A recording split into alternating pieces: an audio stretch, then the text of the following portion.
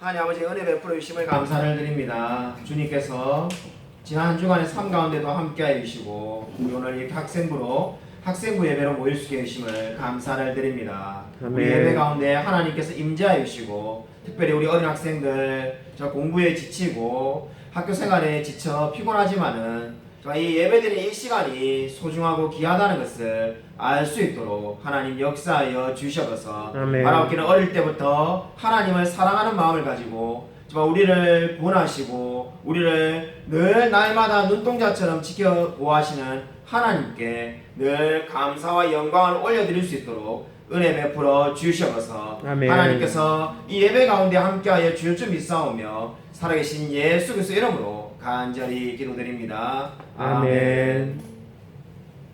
예, 성경 말씀 보도록 하겠습니다. 예, 성경 말씀은 출애굽기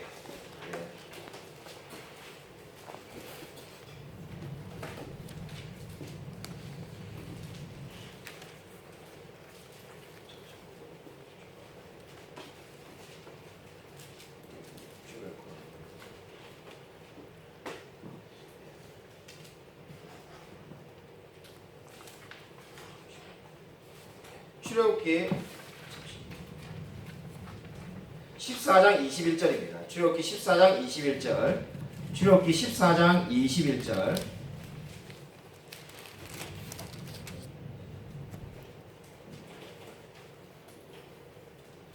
출애굽기 14장 21절이 되겠습니다. 출애굽기 14장 21절. 구약성경 103쪽에 있습니다.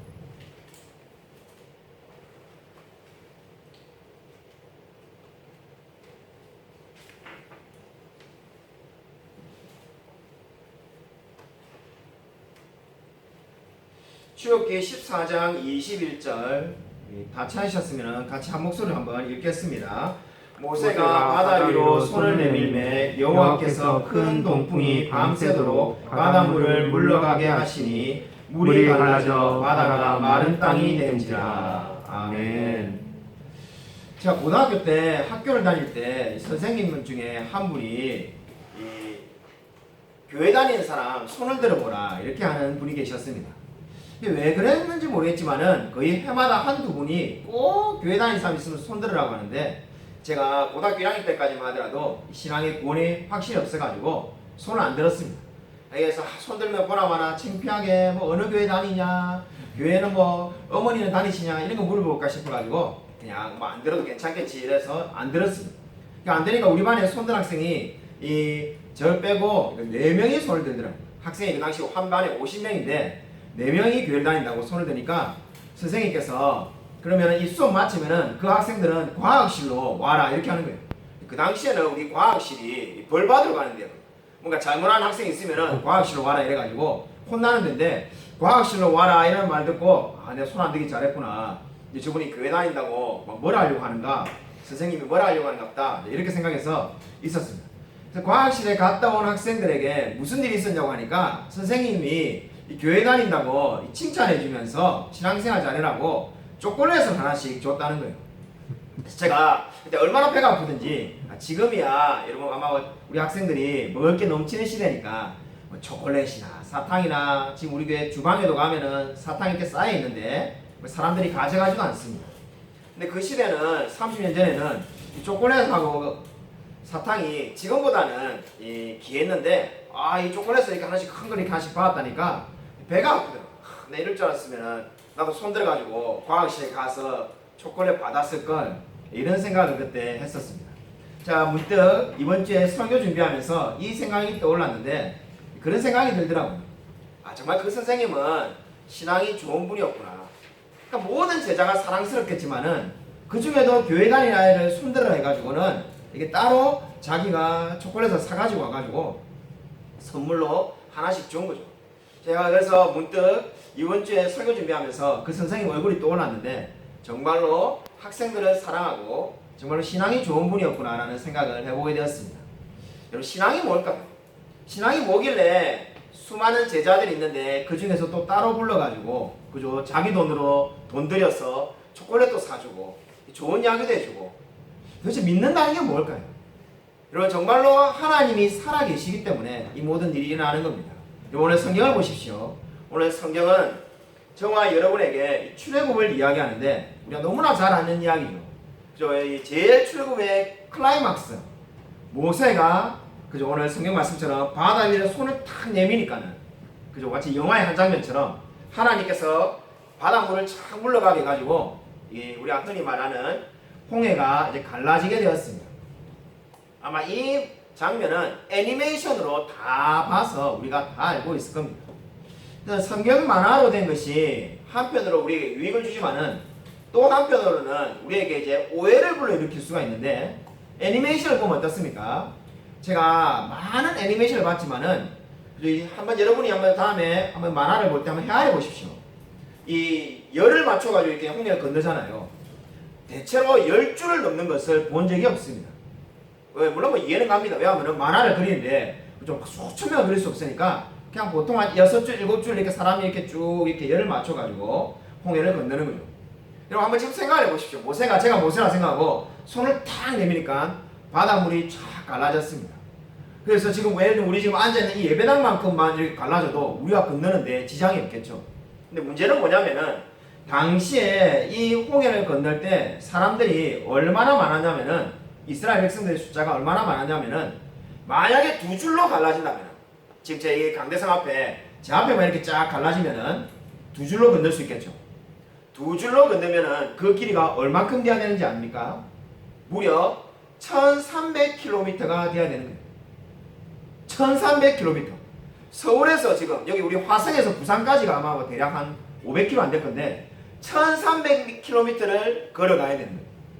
그게 말이 안 되죠, 그죠? 그 사막에. 근데 더 문제는 뭡니까? 뒤에 바로의 군사가 쫓아오는데 1300km 되는 사람이 홍해를 건너려면은 며칠이 걸리는가? 과학자들이 연구를 해보니까 35일이 걸리는 거예요. 35일 걸리는 동안에 건너기 전에 어떻게 되겠습니까? 바로의 군대에 다 잡혀가지고 죽었을 겁니다. 그러니까 그렇게 건널 수는 없다는 거죠. 그럼 홍해가 얼마만큼 갈라져야 되는가? 한마디로 5,000명이 나란히 서서 건널 수 있어야 됩니다. 그 길이가 얼마큼이냐면은 5km가 되는 거죠. 5km라면 얼마큼이냐면은 저기에 우리 여기 앞에 있는 운동장 있죠. 향남에, 그죠? 운동장에서 저 향남 이지구 끝까지가 5km입니다. 그러니까 지금 우리가 생활하고 있는 이 모든 향남에 있는 동네가 만약 바다였다면은 여기가 갈라져 가지고 육지가 된 거죠. 그리고 그걸 어떻게 하는 겁니까? 이스라엘 백성들이 함께 건너갔다라고 말을 하는 겁니다. 우리가 TV를 보면은 가끔 전라도 뭐 신안인가요? 뭐 그런 데서 모세의 기적이다 이래가지고 땅이 조금 앞에 갈라진 거를 모세의 기적이다 이래 부르는데, 이 모세의 기적을 알면은 사실 그런 거는 모세의 기적이라고 부를 수가 없는 거죠. 그러니까 바다가 얼마만큼 땅이 돼야 된다는 겁니까? 바로 이 향남 1, 2지구를 합한 것만큼의 바닷물이 다 갈라져서 마른 땅으로 바뀌었다라고 오늘 성경은 말을 하고 있습니다. 여러분, 이 이야기가 무엇을 보여줍니까? 하나님이 기적을 일으키셨다는 거죠. 그냥 조금 이렇게 뭐 하다 보면은 과학적인 현상에서 뭐 물이 어떻게 해가지고 여기에 바닷물이 없어지지 않겠는가, 뭐 이런 일이 간혹 생겨난지 모르겠습니다. 근데 그런 것이 아니라 바다가 있는데, 여러분 저게 그죠? 전국강 앞에 있는 바다가 있는데 향남 1, 2지구만큼 바다가 갈라져가지고 마른 땅이 된 겁니다. 그게 어떻게 가능하겠습니까? 하나님이 살아계시다는 거죠. 오늘 성경 말씀은 하나님이 진실로 살아계시다라고 말을 하고 있습니다. 여러분, 이 진리가 왜 중요하겠습니까? 하나님이 살아계시지 않는다면은 여러분 정말로 지금 시간을 낭비하고 있는 겁니다. 하나님이 살아계시지 않는데 이 자리에 앉아서 예배드린 것만큼 어리석은 일이 없겠죠. 근데 하나님은 지금도 살아서 역사하고 계신 줄로 믿으시기 바랍니다. 아멘. 여러분, 안타깝게도 각 시대마다 하나님이 없다라고 말하는 유명한 철학자 그리고 유명한 과학자 사람들이 많이 있었습니다. 옛날에 그 몇백 년 전에는 그죠, 이 수많은 사람들이 하나님이 없다 해가지고 어떤 이론까지 만들었냐면은 이신론이라는 이론을 만들기도 했습니다. 하나님이 계시긴 하지만은 이 세상을 움직이지 않는다는 그런 말을 하는 이론을 만드는 사람도 있었습니다. 여하튼 계속해서 시대마다 하나님이 살아계시지 않는다라고 말하는 수많은 사람들이 있습니다. 우리 시대에는 어떤 사람이 있었습니까? 이 영국의 이 학자가 버스를 대여해 가지고는 그 버스 앞에다가 뭐라고 붙여놨습니까? 버스 옆에 표기판에다가 하나님이 살아계시지 않으니까 인생을 즐겨라고 아예 버스에다가 광고를 했습니다.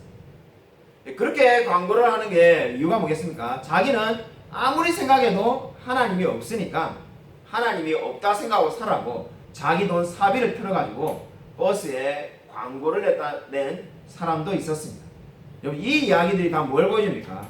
각 시대마다 하나님이 없다라고 생각하는 사람들이 늘 있다는 거죠. 그래서 그런 사람들이 저와 여러분에게 믿음을 잃도록 계속 요구하고 있습니다. 하나님을 믿는 것은 미신이야, 어리석은 이야기야, 이렇게 말합니다. 여러분은 여러분의 친구나 여러분의 아는 사람들에게 하나님이 살아계시다는 것을 어떻게 설명합니까? 어느 아이가 엄마에게 이렇게 물었다고 합니다. 엄마, 하나님은 지금 어디 계셔? 이렇게 물으니까 그러니까 엄마가 하나님은 지금 하늘에 계신단다 이렇게 말했다고 합니다. 그러고 난 다음에 그 아이가 이제 일주일 지나가지고 그 주일학교 가서 이제 배워서 다시 집에 왔는데, 엄마, 오늘 주일학교 선생님이 그러는데 하나님은 내 마음속에 있대, 이렇게 말을 한 거죠. 근데 엄마가 분명히 지난주에 하나님은 하늘에 계신다고 했는데, 그러면은 하나님은 어떻게 하늘에도 계시고 내 마음에도 있는 거냐, 이렇게 물은 거죠. 그러니까 엄마가 맞아, 하나님은 하늘에도 계시고 내 마음에도 있어, 이렇게 말한 거죠. 언뜻 보면은 이런 말이 맞는 것처럼 보이지만은 아마 이 아이는 잘못하면 어떻게 오해할 수 있습니까? 그냥 온 세상이 하나님인 것처럼 그렇게 오해할 수가 있죠. 근데 이에 대해서 정확한 대답은 뭐라고 말해야 되겠습니까? 하나님은 어디에나 계시지만은 모든 것을 다스린다라고 대답을 해야만 합니다. 하나님은 어디에나 계시지만은 모든 것을 다스리는 분이 하나님이시라는 거죠. 이게 바로 하나님에 대한 정확한 표현이 되겠습니다. 여러분, 정말로 하나님이 살아계시다는 것을 믿고 있습니까? 여러분, 정말로 지금도 하나님이 역사하셔서 저와 여러분의 마음을 움직이고 계시는 분으로 여러분은 믿고 살아가고 있습니까? 여러분, 수많은 사람들이 하나님을 믿고 변화되었습니다. 여러분, 하나님을 믿고 변화된 사람들을 정말로 이야기한다면 끝이 없을 만큼 수많은 사람들이 하나님을 만나고 그의 삶이 변화되었다고 간증을 합니다. 안타까운 것은 하나님을 만나지 못하는 사람이 너무나 안타깝습니다. 여러분, 제가 만났던 사람 중에 가장 안타까웠던 사람은 제가 정말 영원히 아마 죽을 때까지 잊지 못할 것 같은데, 서울의 불광동에서 사역을 할 때 수원에서 같이 함께 사역을 했던 여자 집사님이 제가 불광동에 갔다고 하니까 전화를 해가지고 자기 남편을 만나달라는 거예요. 그래서 제가 좀 이상하다는 생각이 들었어요. 아니, 왜 수원에 있을 때 그럼 만나달라고 하지, 왜 이제 갑자기 서울에 올까 만나달라고 하냐. 제가 그렇게 물으니까 남편이 직장이 서울인데 그래서 잘 됐다면서 직장 마치고 한번 만나달라는 거예요. 그래서 제가 왜 만나야 됩니까? 라고 하니까 남편이 불신자라는 거예요. 하나님을 못 만났다는 거예요.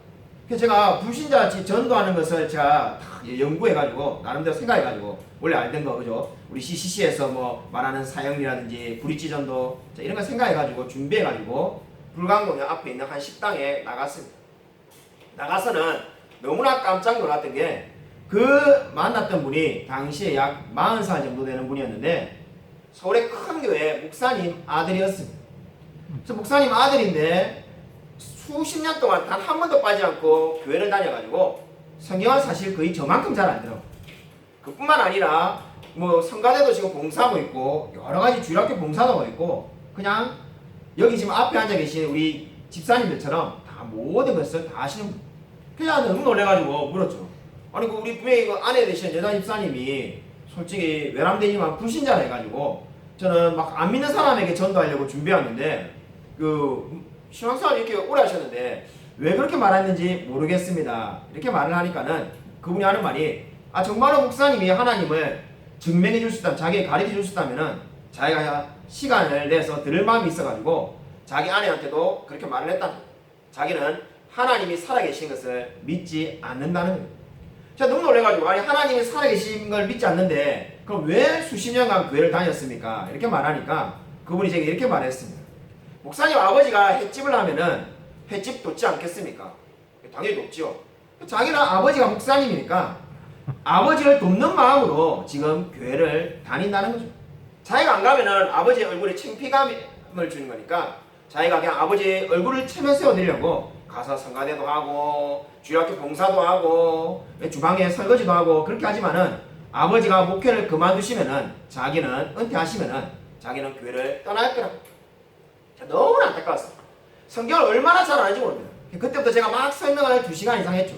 했는데 하는 모든 말들을 받아들이지가 않습니다. 제가 그때 깨달은 것이 하나님을 만나지 못하는 것은 정말로 비극이라는 것을 알게 되었습니다. 그렇게 교회에서 수십 년간 하나님의 말씀을 들었지만은 하나님이 살아계시다는 것을 전혀 믿지를 않는 사람을 제가 그때 보았습니다. 저는 물론 교회 밖에서 하나님을 믿지 않는 사람도 너무나 안타깝지요. 그러나 사실 더 안타까운 사람은 교회 안에서 하나님을 만나지 못한 사람입니다. 여러분 정말로 저는 우리 교회에 있는 모든 학생들이 어릴 때부터 하나님을 만나기를 소원합니다. 여러분 어릴 때부터 하나님을 만나서 어릴 때부터 주님을 의지하십시오. 주님께서 반드시 여러분의 삶 가운데 함께하여 주실 줄로 믿으시기 바랍니다. 여러분 진정으로 만약에 혹시라도 아직까지 여기서 하나님을 만나지 못한 사람 있으면은 이렇게 기도하십시오. 하나님 나의 마음 가운데 찾아와 주십시오. 제가 정말 믿고 싶지만은 내가 정말로 아무리 하나님을 믿으려고 해도 하나님을 믿어지지가 않습니다. 주님께서 먼저 나에게 찾아와서 믿게 역사해달라고 기도하시기 바랍니다. 하나님께서 반드시 여러분의 삶 가운데 찾아와 주실 줄로 믿습니다. 여러분 진정으로 하나님을 만나고 변화되는 삶을 사는 저와 우리 모든 성도님이 되기를 주님의 이름으로 간절히 축원드립니다. 하나님 아버지 감사를 드립니다. 오늘 정말 이 시간에 우리가 정말 말씀을 살펴본 것처럼 하나님이 지금도 살아서 역사하는 하나님이신 줄로 믿습니다. 홍해를 가르시고 바닷물을 마른 땅으로 만드신 그 하나님께서 우리의 삶 가운데 찾아와 주셔서 바라옵기는 우리 어린 학생들 어릴 때부터 하나님을 만날 수 있도록 은혜 부어 주셔서 혹시라도 그 마음 가운데 의심이 드는 학생이 있다면 하나님께서 찾아와 주셔서 하나님은 지금도 살아계시고 지금도 우리 안에 계시며 역사하신 하나님임을 믿고 의지하며 살아갈 수 있도록 역사하여 주셔서 우리 학생들 정말 일주일 동안 공부하느라고 너무나 피곤하고 힘이 듭니다. 마음이 지쳐 있습니다. 정말 힘든 일이 너무나 많지만은 그 가운데 하나님께서 위로하여 주셔서 우리 학생들 마음 가운데 우리를 위로하여 주시고 우리를 인도하실 분은 하나님밖에 없음을 믿고 하나님께 모든 것을 맡기며 삶을 살아갈 수 있도록 은혜 부어 주셔서 주님께서 이렇게 역사에 줄 줄 믿사오며 살아계신 예수 그리스도 이름으로 간절히 기도드립니다. 아멘. 이제는 주 예수 그리스도의 은혜와 하나님의 사랑과 성령의 교통하심이 홍해를 가르시고 이스라엘을 구원하신 그 동일한 하나님께서 우리에게 찾아오셔서 우리를 구원하시고 우리를 하나님의 자녀 삼아 주신 것을 늘 감사하며 살아가기로 다짐하는 이 자리에 있는 우리 모든 학생들과 성도들 머리 위에 지금부터 영원토록 함께 있을지어다. 아멘.